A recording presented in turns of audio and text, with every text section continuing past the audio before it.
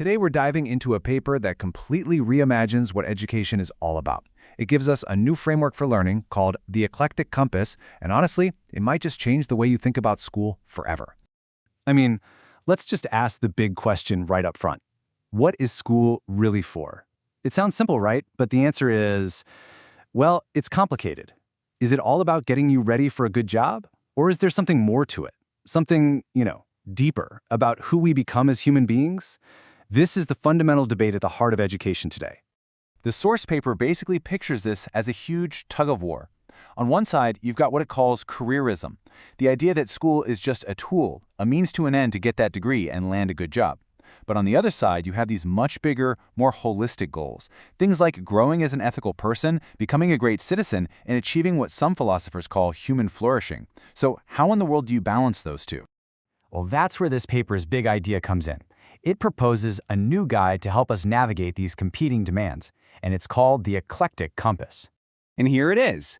This compass is a model for a much more integrated, whole-person approach to education. It's designed to guide everyone from teachers to policymakers by blending key social and cultural ingredients. So let's break down exactly how this thing works. First up, let's take a look at the left side of the compass. This part is all about the social aspects that really build a foundation for a great education.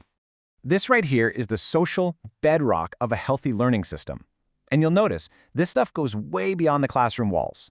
It's about empowering students, pushing for collaboration instead of just competition, and thinking of learning as a journey that lasts your whole life.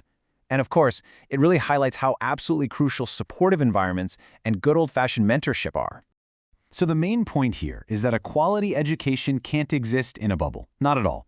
It depends completely on the strength of its social foundations. The resources it has, the way schools are actually run, and whether the entire community is actively involved. Okay, let's swing over to the other side of the compass, because this is where it gets really interesting. This is where we dig into the deep cultural and philosophical traditions that can make our idea of education so much richer. The paper draws on three powerful ancient sources of wisdom. From Vedic tradition, it pulls this idea of all-inclusive individual expansion, the goal of growing spiritually, physically, and mentally. From Buddhist philosophy, it brings in the Noble Eightfold Path as a kind of moral compass for how to live an ethical life.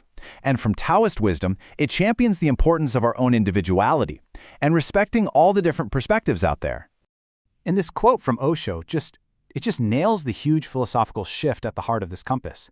It captures this core idea from the source, that a real education is about learning to work with each other. It's about moving away from a system that constantly pits students against one another and moving towards one that truly values teamwork and lifting each other up. Now, building on that idea, the compass makes multiculturalism a key ingredient. And look, this isn't just about celebrating different holidays. It's a really structured approach.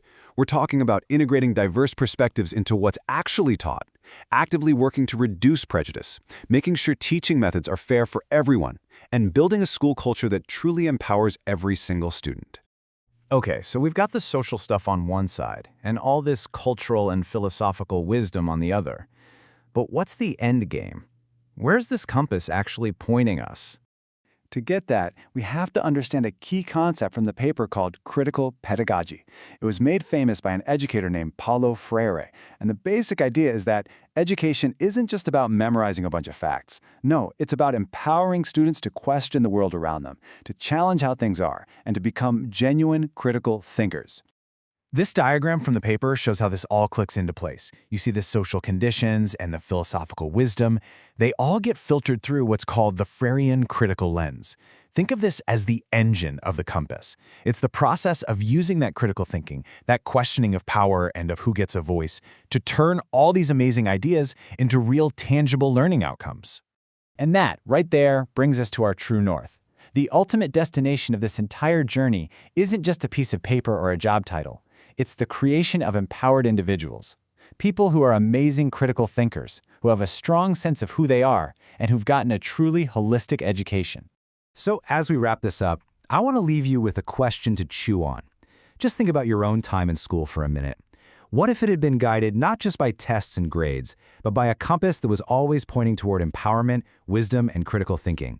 How might your education have been different? And more importantly, how might you be different today?